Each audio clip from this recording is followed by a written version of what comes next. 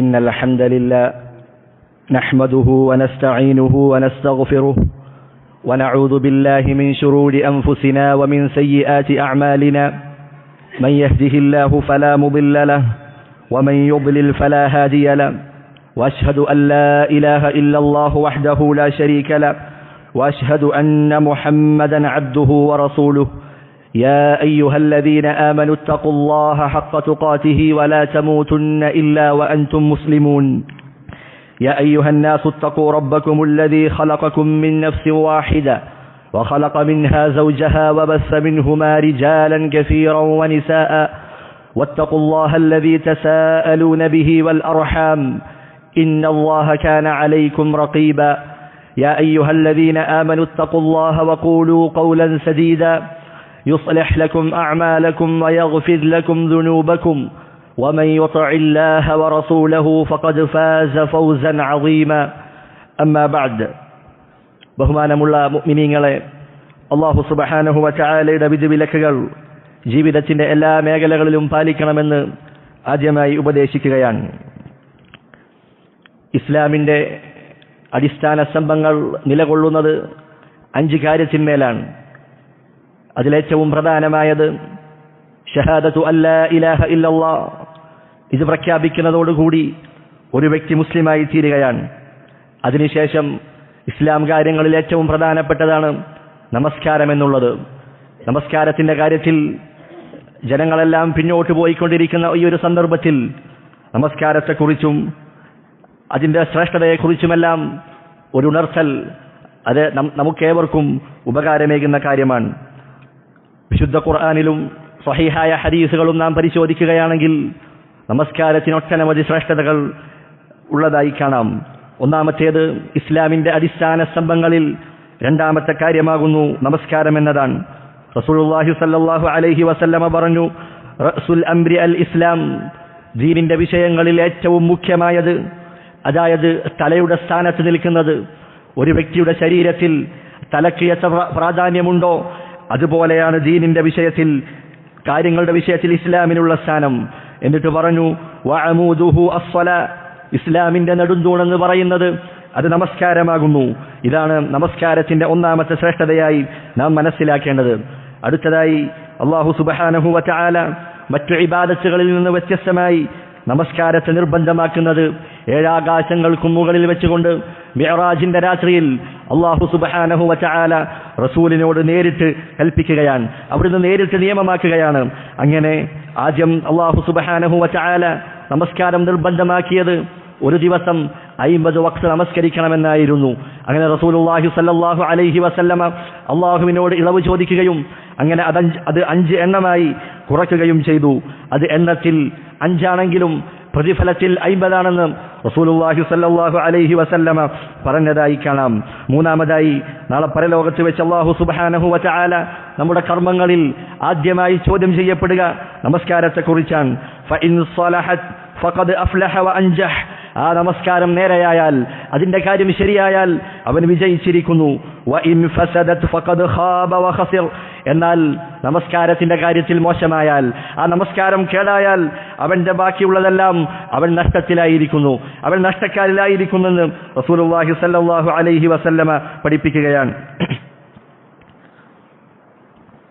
നാലാമത്തെ ശ്രേഷ്ഠതയായിക്കൊണ്ട് പണ്ഡിതന്മാർ രേഖപ്പെടുത്തിയതായി കാണാം, അല്ലാഹു സുബ്ഹാനഹു വ തആല വിജയിച്ച ആളുകളുടെ വിശേഷണമായി സൂറത്തുൽ മുഅ്മിനൂനിൽ അല്ലാഹു രേഖപ്പെടുത്തുന്നതായി കാണാം, ഖദ് അഫ്ലഹൽ മുഅ്മിനൂൻ, മുഅ്മിനീങ്ങളായ ആളുകൾ വിജയിച്ചിരിക്കുന്നു.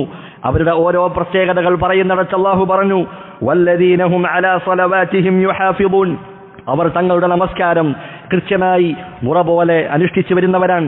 അതാണ് മുഅ്മിനീങ്ങളുടെ വിശേഷണമെന്ന് അല്ലാഹു സുബ്ഹാനഹു വ തആല പഠിപ്പിക്കുകയാണ്. അഞ്ചാമതായി നാം നിർവഹിക്കുന്ന നമ്മുടെ കർമ്മങ്ങളിൽ ഏറ്റവും ശ്രേഷ്ഠമായ കർമ്മമാണ് നമസ്കാരം എന്ന് പറയുന്നത്. അബ്ദുല്ലാഹി ഇബ്നു മസ്ഊദ് റളിയല്ലാഹു അൻഹു റസൂലിനോട് ചോദിക്കുകയാണ്, അയ്യുൽ അമലി അഹബ്ബു ഇലല്ലാഹ്, അല്ലാഹുവിന് ഏറ്റവും ഇഷ്ടമുള്ള പ്രവർത്തനം ഏതാണ്? അവിടുന്ന് പറഞ്ഞു അസ്സലാത്തു അലാ വഖ്തിഹാ, നമസ്കാരം അതിന്റെ സമയത്ത് നിർവഹിക്കലാണ്. മറ്റൊരു ഹദീസിൽ കാണാം അയ്യുൽ അഅമാലി അഫ്ളൽ, കർമ്മങ്ങളുടെ കൂട്ടത്തിൽ ഏറ്റവും ശ്രേഷ്ഠമായ കർമ്മം ഏതാണ്? അവിടുന്ന് പറഞ്ഞു അസ്സലാത്തു ഫീ അവ്വലി വഖ്തിഹാ, എല്ലാ നിർബന്ധ നമസ്കാരങ്ങളും അതിന്റെ ആദ്യ സമയത്ത് നിർവഹിക്കലാണ് അള്ളാഹുവിന്റെ അടുക്കൽ ഏറ്റവും ശ്രേഷ്ഠമായ പ്രവർത്തനമെന്ന് റസൂലുള്ളാഹി സ്വല്ലല്ലാഹു അലൈഹി വസല്ലമ പഠിപ്പിക്കുകയാണ്. അതുകൊണ്ട് എല്ലാ നമസ്കാരങ്ങളും അതിന്റെ ആദ്യ സമയത്ത് നിർവഹിക്കലാണ് ഏറ്റവും ശ്രേഷ്ഠമായിട്ടുള്ളത്. എന്നാൽ ചില സന്ദർഭങ്ങളിൽ നമസ്കാരങ്ങൾ വൈകിപ്പിക്കുന്നതാണ് സുന്നത്ത്. അതിലൊന്നാമത്തെ സന്ദർഭം ഏതാണ്? കഠിനമായ ചൂടുള്ള സന്ദർഭത്തിൽ അന്തരീക്ഷത്തിന്റെ ചൂടൊന്ന് കുറയുന്നത് വരെ ളുഹ്ർ നമസ്കാരം നമുക്ക് പിന്തിപ്പിക്കാം, നമുക്ക് വൈകിപ്പിക്കാം. രണ്ടാമത്തെ സന്ദർഭം ഏതാണ്? ഇശാ നമസ്കാരമാണ്. ജനങ്ങൾക്ക് ബുദ്ധിമുട്ടില്ല എങ്കിൽ ഇശാ നമസ്കാരം രാത്രിയുടെ 1/3 വൈകിപ്പിക്കുന്നതാണ് ഏറ്റവും ഉത്തമമായിട്ടുള്ളത്. എന്നാൽ ജനങ്ങൾക്ക് ബുദ്ധിമുട്ടാണെങ്കിൽ അത് നേരത്തെ നിർവഹിക്കൽ തന്നെയാണ് നല്ലതെന്ന് നാം മനസ്സിലാക്കുക. നമസ്കാരത്തിന്റെ 6ാമത്തെ ശ്രേഷ്ഠതയായിക്കൊണ്ട് പണ്ഡിതന്മാർ രേഖപ്പെടുത്തിയതായി കാണാം, നമ്മുടെ ചെറുപാപങ്ങൾ പൊറുക്കപ്പെടാനുള്ള ഏറ്റവും വലിയൊരു പരിഹാര മാർഗമാണ് നമസ്കാരം എന്ന് പറയുന്നത്. റസൂലുള്ളാഹി സ്വല്ലല്ലാഹു അലൈഹി വസല്ലമ പറഞ്ഞു, തഹ്തരിഖൂൻ, നിങ്ങൾ തിന്മകൾ ചെയ്തുകൊണ്ട്, പാപങ്ങൾ ചെയ്തുകൊണ്ട് നിങ്ങൾ നിങ്ങളെ തന്നെ കരിച്ചു കളയുകയാണ്. കാരണം തിന്മകൾക്ക് അതിനൊരു ചൂടുണ്ട്. അത് നമ്മുടെ ഈമാനിനെ, നമ്മുടെ വിശ്വാസത്തെ അത് കരിച്ചു കളയുന്നതാണ്. എന്നിട്ട് റസൂലുള്ളാഹി പറഞ്ഞു, ഫഇദാ സല്ലൈതുമുസ് സുബ്ഹ, അങ്ങനെ നിങ്ങൾ സുബ്ഹ് നമസ്കരിച്ചാൽ ഗസലത്ഹാ, നിങ്ങൾ ചെയ്ത പാപങ്ങളെയെല്ലാം ആ നമസ്കാരം അത് ശുദ്ധിയാക്കുന്നതാണ്. അതുപോലെ തന്നെയാണ് ഓരോ നമസ്കാരങ്ങളും കടന്നു വരുമ്പോൾ നാം ചെയ്ത പാപങ്ങളെ അതിങ്ങനെ ശുദ്ധിയാക്കിക്കൊണ്ടിരിക്കുകയാണ്. ഈ നമസ്കാരം കൊണ്ട് അള്ളാഹു പൊറുക്കുമെന്ന് പറഞ്ഞ പാപങ്ങൾ അത് ചെറുപാപങ്ങൾ മാത്രമാണെന്ന് നാം മനസ്സിലാക്കുക. വലിയ തിന്മകൾ, വലിയ വലിയ തെറ്റുകൾ, അതിന് അല്ലാഹു സുബ്ഹാനഹു വ തആലയോട് പ്രത്യേകം നാം തൗബ ചെയ്യേണ്ടതുണ്ട്. 7ാമത്തെ ശ്രേഷ്ഠതയായിക്കൊണ്ട് റസൂലുള്ളാഹി സ്വല്ലല്ലാഹു അലൈഹി വസല്ലമ പഠിപ്പിച്ചതായി കാണാം, മൻ ഹാഫള അലൈഹ കാനത് ലഹു നൂറൻ വബുർഹാനൻ വനജാതൻ യൗമൽ ഖിയാമ. ആരെങ്കിലും നമസ്കാരം അത് പുറപോലെ നിർവഹിക്കുകയും അത് സൂക്ഷിക്കുകയുമാണെങ്കിൽ നാളെ ഖിയാമത്ത് നാളിൽ അതവന് പ്രകാശമായിരിക്കും, അതവന് തെളിവായിരിക്കും, അതവന് രക്ഷയായിരിക്കുമെന്ന് റസൂലുള്ളാഹി സ്വല്ലല്ലാഹു അലൈഹി വസല്ലമ പഠിപ്പിക്കുകയാണ്. എന്നാൽ നമസ്കാരം നിർവഹിക്കാത്തവർ, അതിൽ വീഴ്ച വരുത്തുന്നവർ, അതൊഴിവാക്കുന്ന ആളുകൾ, അവർക്ക് നാളെ ഖിയാമത്ത് നാളിൽ അത് പ്രകാശമായി വരികയില്ല, അതൊരു തെളിവായി, ഒരു പ്രമാണമായി അവരെ രക്ഷക്കെത്തുകയില്ല. മറിച്ച് വഹുശിറ യൗമൽ ഖിയാമത്തി മഅ ഫിർഔന വഹാമാന വഖാറൂൻ വഉബയ്യ് ബിൻ ഖലഫ്. നാളെ പരലോകത്ത് നമസ്കരിക്കാത്ത ആളുകൾ, നമസ്കാരത്തിന്റെ കാര്യത്തിൽ ശ്രദ്ധ പുലർത്താത്തവർ, അവർ ആരുടെ കൂടെയാണ് ഉയർത്തെഴുന്നേൽപ്പിക്കപ്പെടുന്നത്? മഅ ഫിർഔന വഹാമാന വഖാറൂൻ, ധിക്കാരികളുടെ, അഹങ്കാരികളുടെ, കാഫിറുകളുടെ തലവന്മാരായ ഫിർഔനിന്റെയും ഹാമാനിന്റെയും ഖാറൂനിന്റെയും കൂടെ അവർ ഉയർത്തെഴുന്നേൽപ്പിക്കപ്പെടുമെന്ന് റസൂലുള്ളാഹി സ്വല്ലല്ലാഹു അലൈഹി വസല്ലമ പഠിപ്പിക്കുകയാണ്. നമസ്കാരത്തിന്റെ പ്രാധാന്യം അത് വളരെ വലുതാണ്. അതുകൊണ്ടാണ് ഇസ്ലാം ദീനിൽ ഒരു വ്യക്തിക്ക് അവന് ഓർമ്മയുള്ള കാലത്തോളം, അവന് ബുദ്ധിയുള്ള കാലത്തോളം അവന്റെ മേൽ നമസ്കാരം നിർബന്ധമാണ്. ആ നമസ്കാരം ഒരിക്കലും അവരിൽ നിന്ന് നീങ്ങിപ്പോകുന്നില്ല. യാത്രയിലാണോ നമസ്കരിക്കണം, രോഗിയാണോ നമസ്കരിക്കണം, യുദ്ധത്തിലാണോ അവിടെയും നമസ്കാരം നിർബന്ധമാണ്. റസൂലുള്ളാഹി സ്വല്ലല്ലാഹു അലൈഹി വസല്ലമ ഓരോന്നിനും വ്യത്യസ്തങ്ങളായ രൂപങ്ങൾ നമ്മെ പഠിപ്പിച്ചു തന്നിട്ടുണ്ട്. അതുകൊണ്ടാണ് അവിടുന്ന് മരണശയ്യയിൽ കിടക്കുന്ന രോഗത്തിൽ റസൂലുള്ളാഹി സ്വല്ലല്ലാഹു അലൈഹി വസല്ലമ അവസാനമായി വസിയ്യത്ത് നൽകിയതായി കാണാം, അസ്സലാ അസ്സലാ, നിങ്ങൾ നമസ്കാരം മുറുകെ പിടിച്ചുകൊള്ളുക, അതിന്റെ കാര്യത്തിൽ നിങ്ങൾ സൂക്ഷിച്ചുകൊള്ളുക, അതിൽ വീഴ്ച വരുത്താതെ, അത് ഉപേക്ഷിക്കാതെ നിങ്ങൾ നിലനിർത്തിക്കൊള്ളുക എന്ന് അവസാനമായി റസൂലുള്ളാഹി സ്വല്ലല്ലാഹു അലൈഹി വസല്ലമ അവിടുന്ന് ഉപദേശിക്കുകയാണ്. നമസ്കാരത്തിന്റെ കാര്യത്തിൽ വീഴ്ച വരുത്തുന്നവർ അവർ മറ്റുള്ള ഇബാദത്തിന്റെ കാര്യത്തിലും വീഴ്ച വരുത്തുന്നവരായിരിക്കും. നമസ്കാരം ശ്രദ്ധയോടുകൂടി നിർവഹിക്കുന്ന ആളുകളാണെങ്കിൽ അവർക്ക് മറ്റുള്ള ഇബാദത്തിന്റെ കാര്യത്തിലും ശ്രദ്ധയുണ്ടാകുമെന്ന് നമുക്ക് മനസ്സിലാക്കാം. നമസ്കാരത്തിന്റെ കാര്യത്തിൽ ജനങ്ങളെ നമുക്ക് പലതായി തിരിക്കാം. ഒന്നാമത്തെ വിഭാഗം ആളുകൾ ആരാണ്? അവർ പറയുന്നത്, അവരുടെ നിലപാടെന്താണ്? നമസ്കരിക്കേണ്ടതില്ല, നമസ്കാരം നിർബന്ധമല്ല, അത് ഓരോരുത്തരുടെയും വ്യക്തി സ്വാതന്ത്ര്യമാണ്, ഇഷ്ടമുള്ളവൻ നമസ്കരിക്കട്ടെ, അതല്ലാത്തവൻ അതൊഴിവാക്കിക്കൊള്ളട്ടെ, നമസ്കാരം നിർബന്ധമല്ല എന്ന് പറയുന്ന ആളുകൾ, അതാണ് ഒന്നാമത്തെ വിഭാഗം. രണ്ടാമത്തെ വിഭാഗം ആളുകൾ ആരാണ്? അവർ ജീവിതത്തിൽ നമസ്കരിച്ചിട്ടേ ഇല്ല, ലാ ഇലാഹ ഇല്ലല്ലാഹ് പറയുകയും മുസ്ലിമായി ജനിക്കുകയും ചെയ്തു എന്നല്ലാതെ അവൻ പള്ളികളിൽ കയറിയിട്ടില്ല, അല്ലാഹുവിന്റെ മുമ്പിൽ സുജൂദ് ചെയ്തിട്ടില്ല. ജീവിതത്തിൽ നമസ്കരിക്കാത്ത ആളുകൾ, ഈ രണ്ട് വിഭാഗം ആളുകളും അവർക്ക് ഇസ്ലാമിൽ യാതൊരു സ്ഥാനവുമില്ല. അവർ ഇസ്ലാമിൽ നിന്ന് പുറത്തു പോകുന്ന പ്രവർത്തനമാണ് അവരിൽ സംഭവിച്ചിട്ടുള്ളതെന്ന വിഷയത്തിൽ മുസ്ലിം പണ്ഡിതന്മാർ ഇജ്മാഉള്ള കാര്യമാണ്. മഹാനായ സഹാബി ഉമർ റളിയല്ലാഹു അൻഹു പറഞ്ഞതായി കാണാം, ലാ ഹവ്വ ഫിൽ ഇസ്ലാമി ലിമൻ തറക അസ്സലാ, നമസ്കരിക്കാത്തവന് ഇസ്ലാം ദീനിൽ യാതൊരു സ്ഥാനവുമില്ല, അവന് യാതൊരു വിഹിതവുമില്ല. മറ്റൊരു ഹദീസിൽ കാണാം, മൻ തറക സ്വലാത്തൽ അസ്രി ഫഖദ് ഹബിത അമലുഹു, ആരെങ്കിലും അസ്ർ നമസ്കാരം ഉപേക്ഷിച്ചാൽ അവന്റെ അമലുകളെല്ലാം പൊളിഞ്ഞു പോകുന്നതാണ്. ഒരു നേരത്തെ നമസ്കാരം ഉപേക്ഷിച്ചാൽ അതിന്റെ ശിക്ഷ ഇതാണെങ്കിൽ എത്രയോ നമസ്കാരങ്ങൾ പാഴാക്കുന്ന ആളുകൾ അവരുടെ അവസ്ഥ എന്തായിരിക്കുമെന്ന് നാം ഒന്ന് ആലോചിച്ച് നോക്കുക. മൂന്നാമത്തെ വിഭാഗം ആളുകൾ ആരാണ്? അവർ നമസ്കാരം നിർബന്ധമാണെന്ന് വിശ്വസിക്കുന്നുണ്ട്, പക്ഷേ പലപ്പോഴും അശ്രദ്ധയും മടിയുമായി ധാരാളം നമസ്കാരം ഒഴിവാക്കുന്ന ആളുകൾ. ഇതും വലിയൊരു പാപമാണ് എന്ന് നാം തിരിച്ചറിയുക.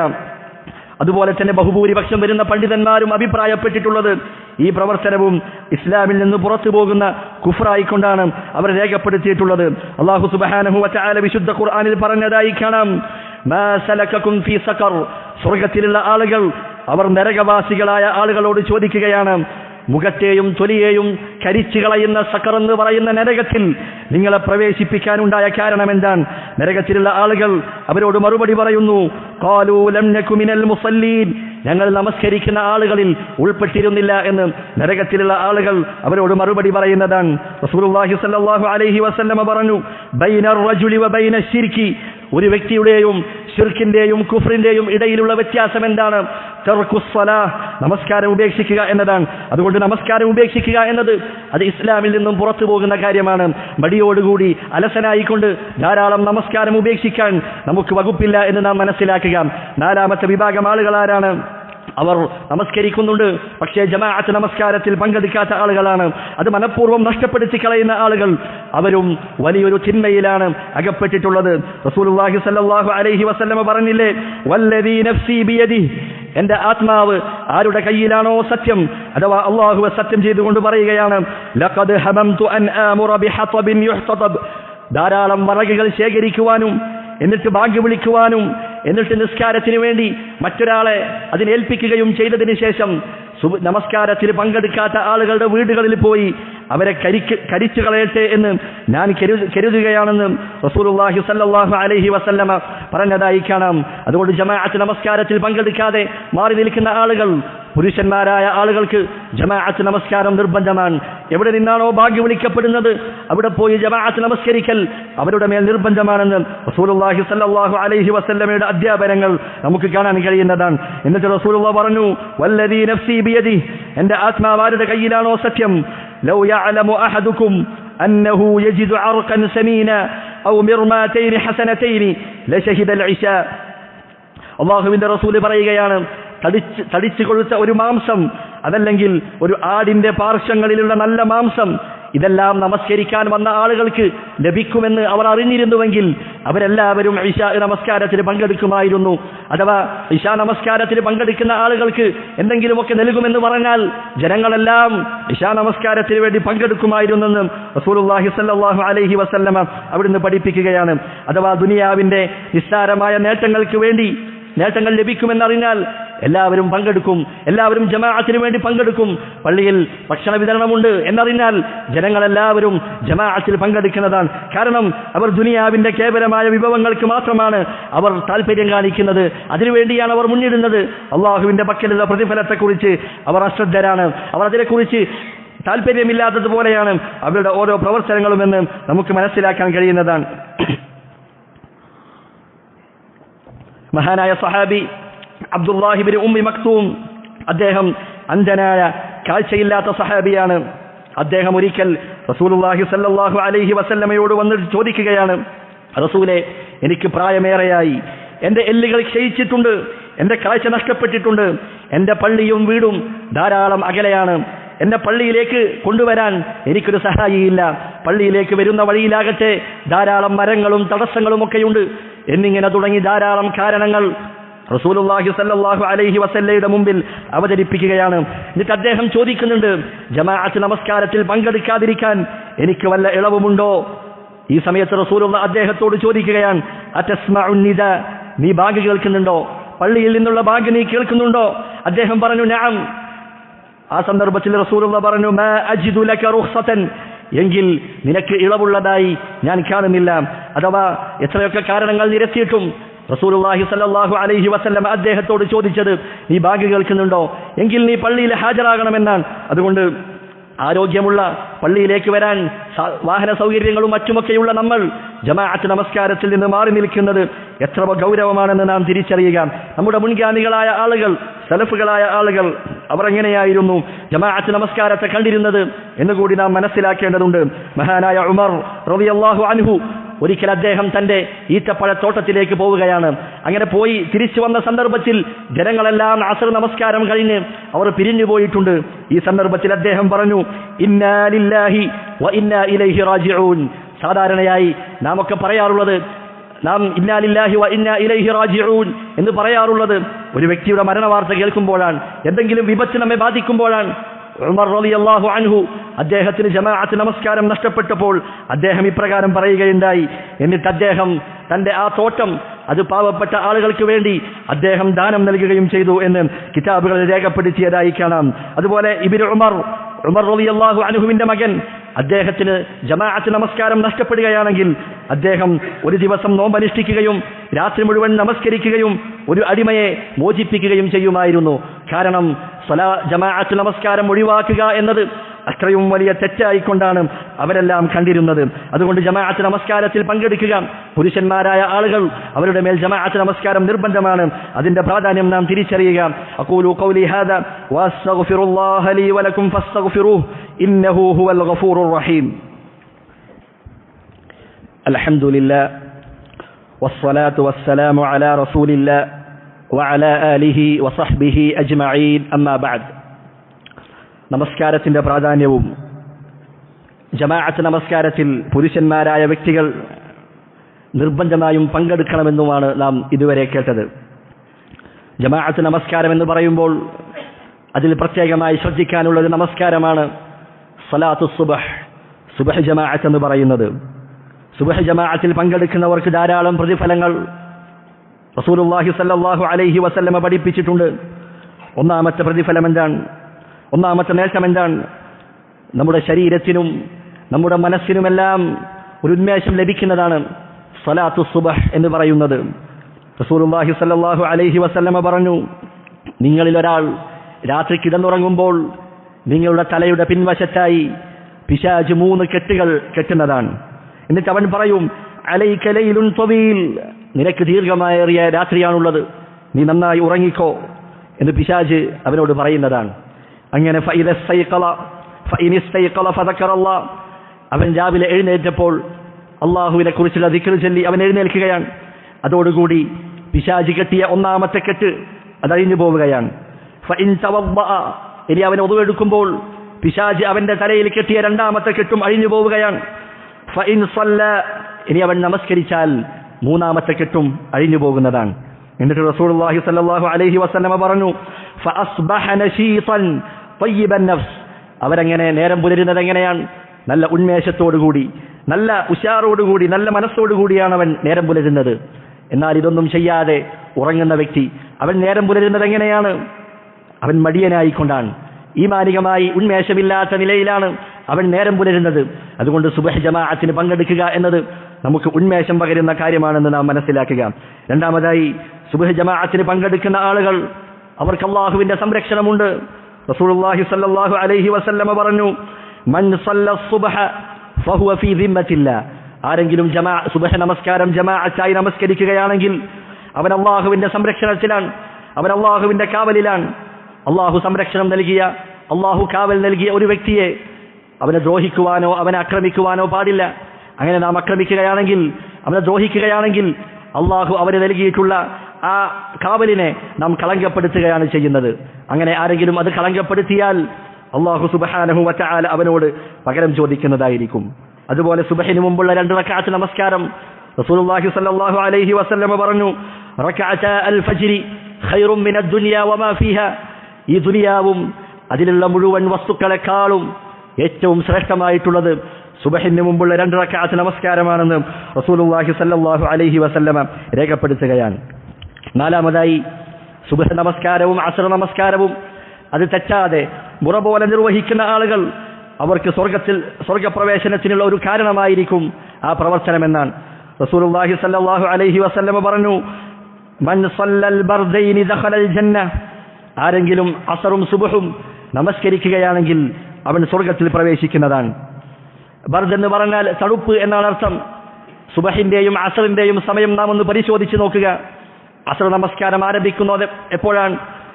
ളുഹറിന്റെ സമയം അഥവാ ഉച്ചക്കത്തെ ചൂട്, ആ ചൂട് തണുക്കുന്ന സന്ദർഭത്തിലാണ് അസറിന്റെ സമയം ആരംഭിക്കുന്നത്.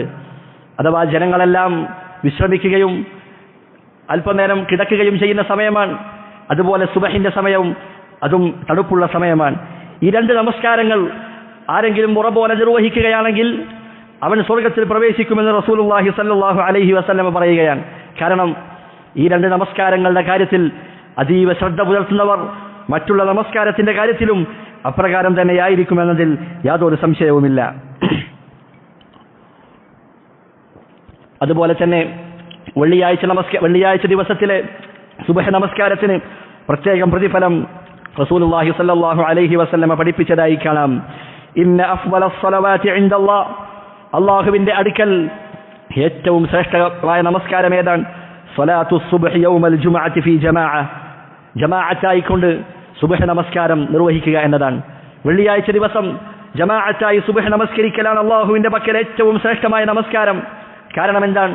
നമസ്കാരങ്ങളുടെ കൂട്ടത്തിൽ ഏറ്റവും ശ്രേഷ്ഠമായ നമസ്കാരം സുബ്ഹ് നമസ്കാരമാണ്. ദിവസങ്ങളുടെ കൂട്ടത്തിൽ ഏറ്റവും വിശിഷ്ടമായ ദിനം വെള്ളിയാഴ്ചയാണ്. നമസ്കാരങ്ങളുടെ കൂട്ടത്തിൽ ഏറ്റവും ശ്രേഷ്ഠമായത് ജമാഅത്തായുള്ള നമസ്കാരമാണ്. ഈ മൂന്ന് ശ്രേഷ്ഠതകളും ഒരുമിക്കുന്നത് അത് വെള്ളിയാഴ്ച ദിവസത്തെ സുബ്ഹ് നമസ്കാരത്തിലാണ്. അങ്ങനെ ആരെങ്കിലും വെള്ളിയാഴ്ച ദിവസം സുബ്ഹ് നമസ്കരിക്കുന്നുണ്ടെങ്കിൽ അവന് ലഭിക്കാനിരിക്കുന്നത് ധാരാളം പ്രതിഫലങ്ങളാണ്. ഈ മൂന്ന് കാര്യങ്ങളും സംഗമിക്കുന്നു എന്നതിലൂടെ ധാരാളം പ്രതിഫലങ്ങൾ അവനക്ക് കരസ്ഥമാക്കാൻ കഴിയും. ഇന്ന് നാം എത്ര പേർ സുബ്ഹ് നമസ്കാരത്തിൽ പങ്കെടുത്തു? നാം ഓരോരുത്തരും സ്വയം വിലയിരുത്തുക, നാം സ്വന്തം ചോദിക്കുക. നാം തന്നെയാണ് മാറേണ്ടത്. മറ്റുള്ളവരെ നാം തിരുത്തുന്നതിന് മുമ്പ് നാം സ്വയമായി നമ്മിലേക്ക് തന്നെ വിരൽ ചൂണ്ടുക. എത്രയെത്ര ജമാഅത്ത് നമസ്കാരങ്ങളാണ് നമുക്ക് നഷ്ടമാകുന്നത്. നമസ്കാരത്തിന്റെ സമയത്ത് കിടന്നിറങ്ങുന്ന ആളുകൾ, അവർക്ക് ലഭിക്കാനിരിക്കുന്ന ശിക്ഷകൾ അതിഭയാനകരമാണെന്ന് റസൂലുള്ളാഹി സ്വല്ലല്ലാഹു അലൈഹി വസല്ലമ പഠിപ്പിച്ചതായി കാണാം. അതുപോലെ ഇശാ നമസ്കാരവും സുബ്ഹ് നമസ്കാരവും അതുപോലെ മുറ പോലെ നിർവഹിക്കുന്ന ആളുകൾ അവർക്ക് നിഫാഖിൽ നിന്നുള്ള സംരക്ഷണം ലഭിക്കുന്നതാണെന്ന് റസൂലുള്ളാഹി സ്വല്ലല്ലാഹു അലൈഹി വസല്ലമ പഠിപ്പിച്ചതായി കാണാം. ഒരിക്കൽ റസൂലുള്ളാഹി സ്വല്ലല്ലാഹു അലൈഹി വസല്ലമ സുബ്ഹ് നമസ്കാരത്തിന് പള്ളിയിൽ വന്നു. പള്ളിയിൽ ആളുകൾ കുറവാണ്. ആ സമയത്ത് റസൂലുള്ളാഹി സ്വല്ലല്ലാഹു അലൈഹി വസല്ലമ ചോദിക്കുന്നുണ്ട്, ഓരോ ആളുകളെയും പേരെടുത്ത് വിളിക്കുകയാണ്, ഇന്ന വ്യക്തി ഹാജരായിട്ടുണ്ടോ? അപ്പോൾ സഹാബികൾ പറഞ്ഞു ഇല്ല.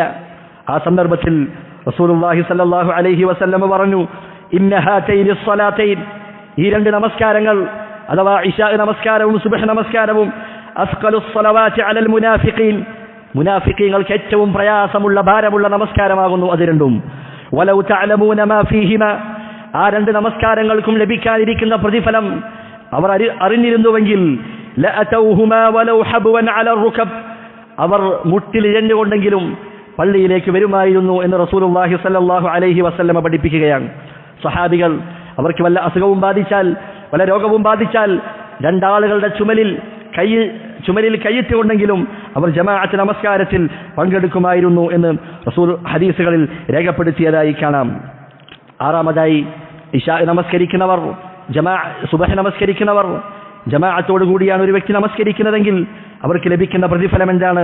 റസൂലുള്ളാഹി സ്വല്ലല്ലാഹു അലൈഹി വസല്ലമ പറഞ്ഞു, മൻ സ്വല്ലൽ ഇശാ ഫീ ജമാഅത്തിൻ, ആരെങ്കിലും ഇശാ നമസ്കാരം ജമാഅത്തോടു കൂടി നമസ്കരിക്കുകയാണെങ്കിൽ, അഥവാ പുരുഷന്മാരായ ആളുകൾ പള്ളിയിൽ വെച്ച് നമസ്കരിക്കുകയാണെങ്കിൽ, ഫകഅന്നമാ ഖാമ നിസ്ഫൽ ലൈൽ, അവൻ രാത്രിയുടെ പകുതി നമസ്കരിച്ചതിന്റെ പ്രതിഫലം അവന് രേഖപ്പെടുത്തുന്നതാണ്.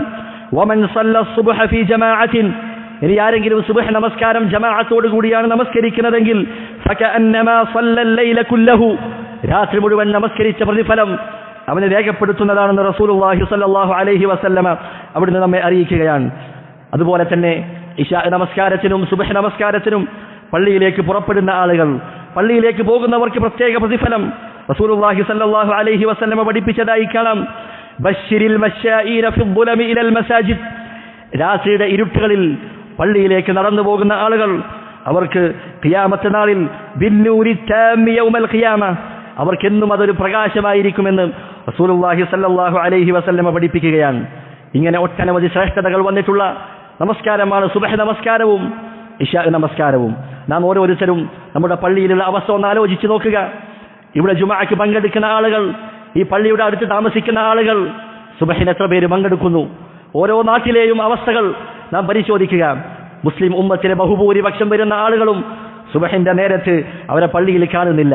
എന്നാൽ ദുനിയാവിന്റെ തിരക്കുകൾക്ക് വേണ്ടി, ദുനിയാവിന്റെ നേട്ടങ്ങൾക്ക് വേണ്ടി അവൻ അതിരാവിലെ എഴുന്നേൽക്കാറുണ്ട്, അതിരാവിലെ എഴുന്നേറ്റ് അവന് യാത്ര ചെയ്യാറുണ്ട്.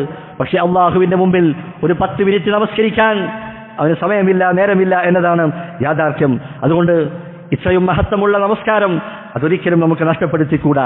പുരുഷന്മാരായ ആളുകൾ അവർ നിർബന്ധമായും പള്ളിയിൽ വന്ന് നമസ്കരിക്കേണ്ടതുണ്ട്. ഇങ്ങനെ സുബഹ് നമസ്കരിക്കാൻ, സുബഹിന് നേരത്തെ എഴുന്നേൽക്കാൻ നമുക്ക് സഹായകമാകുന്ന ചില കാര്യങ്ങൾ പണ്ഡിതന്മാർ നിർദ്ദേശിച്ചതായി കാണാം. ഒന്നാമത്തെ കാര്യം എന്താണ്? ഇശാഇന് ശേഷം നേരത്തെ ഉറങ്ങുക. റസൂലുള്ളാഹി സ്വല്ലല്ലാഹു അലൈഹി വസല്ലമയെ കുറിച്ച് പറഞ്ഞു, കാന യക്റഹു النوم قبل العشاء والحديث بعدها. ഇശാഇന് മുമ്പ് ഉറങ്ങുന്നതും ഇശാഇന് ശേഷം ആവശ്യമില്ലാതെ സംസാരിക്കുന്നതും റസൂലുള്ളാഹി സ്വല്ലല്ലാഹു അലൈഹി വസല്ലമ വെറുത്തിരുന്നു. അഥവാ ഇശാഇന് ശേഷം ആവശ്യമില്ലാതെ സംസാരിക്കുക, അനാവശ്യമായുള്ള സംസാരങ്ങളും കളികളും വിനോദങ്ങളും. എന്നാൽ ഇന്ന് നമ്മുടെ അവസ്ഥ എന്താണ്? മുസ്ലിം ഉമ്മത്തിന്റെ അവസ്ഥ എന്താണ്? ഇശാഇന് ശേഷമാണ് പല ആളുകളും അങ്ങാടിയിലേക്ക് ഇറങ്ങുന്നത്. അവർ കളിയിലും വിനോദത്തിലും ആഭാസത്തിലുമാണ്. അങ്ങനെ രാത്രിയുടെ പകുതിയോളം അവർ കളിക്കുകയും രമിക്കുകയും ചെയ്യുകയാണ്. ഹറാമായ കാര്യങ്ങൾ അതിന് പുറമേ ചെയ്യുന്നുണ്ട്, അത് വേറെ കാര്യം. അങ്ങനെ ഉറക്കം ഒഴിവാക്കുകയും സുബഹിന്റെ ജമാഅത്ത് നഷ്ടപ്പെടുകയും ചെയ്യുകയാണ്. പണ്ഡിതന്മാർ പറഞ്ഞതായി കാണാം, ഒരു വ്യക്തി അവൻ രാത്രി ദീർഘമായി നമസ്കരിക്കുന്നത് കാരണം അവന് സുബഹി ജമാഅത്ത് നഷ്ടപ്പെടുമെങ്കിൽ അവന് രാത്രി നമസ്കരിക്കാൻ പാടില്ല.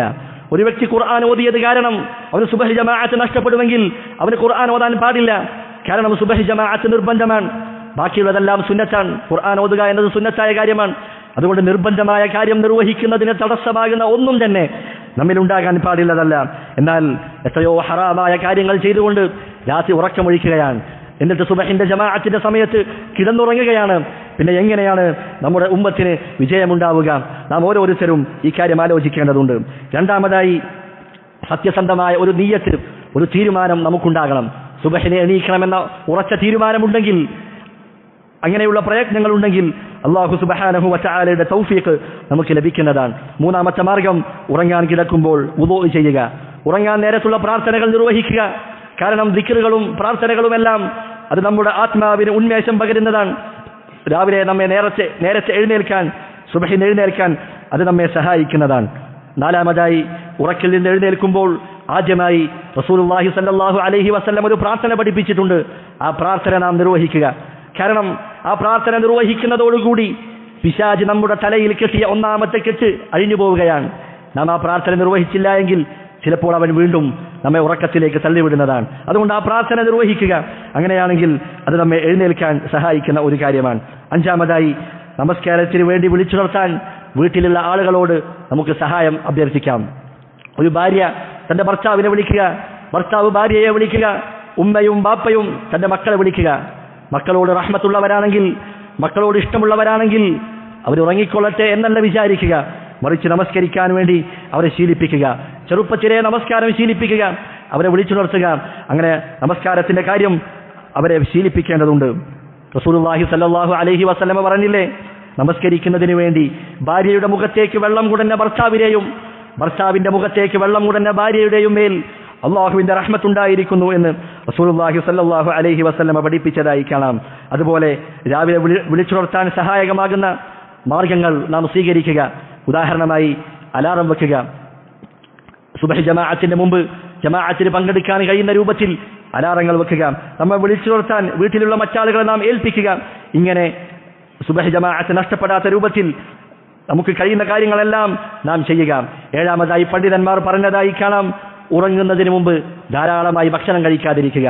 കാരണം ധാരാളമായി ഭക്ഷണം കഴിച്ചാൽ ധാരാളമായി വെള്ളം കുടിക്കേണ്ടി വരും, ധാരാളമായി വെള്ളം കുടിച്ചാൽ ധാരാളമായി ഉറങ്ങേണ്ടി വരും. അങ്ങനെ ഉറക്കം അഗാധമായ ഉറക്കമായിരിക്കും. അവൻ പെട്ടെന്ന് എഴുന്നേൽക്കാനുള്ള സാധ്യത കുറവാണ്. അതുകൊണ്ട് ഉറങ്ങുന്നതിന്റെ കുറെ മുമ്പ് തന്നെ ഭക്ഷണം കഴിക്കുക, നേരത്തെ ഭക്ഷണം കഴിക്കുക, വളരെ കുറച്ച് മാത്രം ഭക്ഷണം കഴിക്കുക. ഇങ്ങനെയാണെങ്കിൽ സുബഹിന് നമുക്ക് നേരത്തെ എഴുന്നേൽക്കാൻ അത് സഹായകമാകുന്നതാണ്. എട്ടാമതായി, പകൽ സമയം അല്പനേരം ഉറങ്ങുക. ഉച്ചയ്ക്ക് ശേഷം കുറച്ചു നേരം നാം വിശ്രമിക്കുക. കാരണം അങ്ങനെയാണെങ്കിൽ അത് നമുക്ക് രാത്രിയിലുള്ള ഉറക്കത്തെ മിതമാക്കാൻ നമ്മെ സഹായിക്കുന്ന കാര്യമാണ്. അസറിന് ശേഷവും മഗ്രിബിന് ശേഷവും കഴിയുന്നതും ഉറക്കം ഒഴിവാക്കുക. കാരണം ആ സമയത്ത് നമ്മൾ ഉറങ്ങിയാൽ രാത്രിയിലുള്ള ഉറക്കം അത് വൈകുന്നതാണ്. അങ്ങനെ നമുക്ക് ജമാഅത്ത് നമസ്കാരം അത് നഷ്ടപ്പെടുന്നതാണ്. 9-ാമതായി പണ്ഡിതന്മാർ രേഖപ്പെടുത്തുന്നു, പകലിൽ ധാരാളമായി നന്മകൾ ചെയ്യുക. കാരണം ഒരു നന്മ ചെയ്യുക എന്നത് അതൊരു മറ്റു നന്മക്കുള്ള സഹായകമാണ്. ഏതുപോലെയാണ് ഒരു തിന്മ അത് മറ്റൊരു തിന്മയെ ഉൽപ്പാദിപ്പിക്കും, അതുപോലെ ഒരു നന്മ അത് മറ്റൊരു നന്മയെ കൊണ്ടുവരുന്നതാണ്. അതുകൊണ്ട് ധാരാളമായി നന്മകൾ ചെയ്യുക. അങ്ങനെയാണെങ്കിൽ അള്ളാഹുവിന്റെ സഹായത്താൽ സുബഹിന് നമുക്ക് എഴുന്നേൽക്കാൻ കഴിയുകയും ജമാഅത്തിൽ പങ്കെടുക്കാൻ കഴിയുകയും ചെയ്യും. അല്ലാഹു സുബ്ഹാനഹു വ തആല കേട്ട കാര്യങ്ങൾ പകർത്തുവാനും ജീവിതത്തിൽ മാറ്റമുണ്ടാക്കുവാനും നാം ഏവരെയും സഹായിക്കുമാറാകട്ടെ. അല്ലാഹുമ്മ ഗ്ഫിർ ലിൽ മുഅ്മിനീന വൽ മുഅ്മിനാത്ത് വൽ മുസ്ലിമീന വൽ മുസ്ലിമാത്ത് അൽ അഹ്യാഇ മിൻഹും വൽ അംവാത്ത് ഇന്നക മുജീബുദ് ദഅവാതി യാ ഖാദിയൽ ഹാജാത്ത്. അല്ലാഹുമ്മ അഇസ്സൽ ഇസ്ലാമ വൽ മുസ്ലിമീൻ വഅദില്ല الشرك والمشركين. ربنا آتنا في الدنيا حسنة وفي الآخرة حسنة وقنا عذاب النار.